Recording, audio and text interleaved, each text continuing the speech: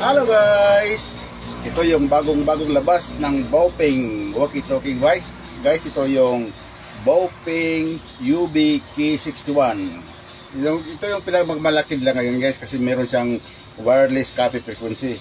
Ang gagawin mo para makopya niya yung, hindi mo kailangan mag-encode, kailangan mo kopyahin yung frequency ng isang radyo. Idikit mo, ilapit mo lang siya, tapos long press mo yung PTT ng isang radyo, at saka i-press mo rin yung scan. Meron siyang scanner kasi dito guys. Habang pinipress mo yung may frequency na gusto mong kopyahin, nakapag-press mo yung PTT dito, i-press mo rin yung scan niya dito guys. Kukopyahin niya yun. At saka mabigat siya. At saka medyo pricey kasi ito siya. Guys. Nasa 1.2 siya, hindi kasali yung shipping. So, at saka yung ano guys, yung tunog niya, ano siya, buong buo. Yeah, maganda yung tunog niya. At yung range niya nito, aabot siya ng 10 kilometers guys. Malakas yung, medyo malayo talaga yung abot ng range niya. At saka yung battery niya is nasa 2,600 mAh. Nasa yung range niya, malayo talaga na aabot niya. Tingnan natin yung boses niya guys. Meron siyang FM din. Pag gusto mo na makinig ng FM, gusto mo mag-FM, pindutin mo dito yung orange na to. Ayan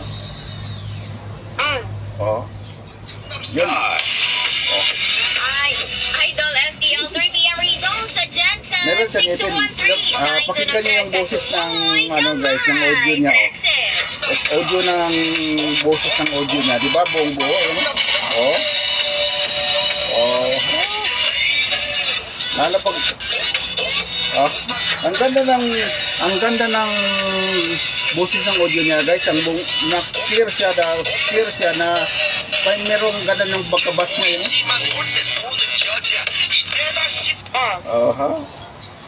Kaya pag gusto nyo ng ganito guys, andyan sa baba yung link, just click the Eurobasket. Inside the box nito guys, meron siyang manual, meron siyang charger, charger niya. Meron siyang headset, meron siyang headset, At saka meron siyang strap ito, pang hawak-hawakan mo yan, strap niya.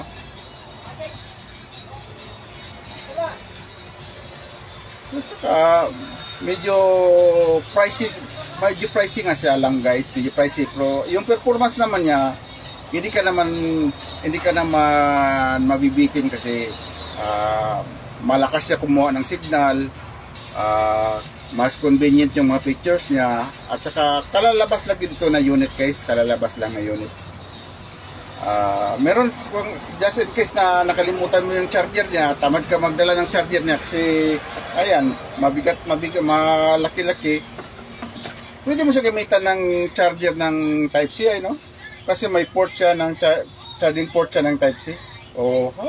Diba? Napaka-convenient niya. Meron siyang Type-C charging port. Diba? Kaya pag gusto niyo ng ganito guys, just click the Eurobasket. Thank you for watching guys.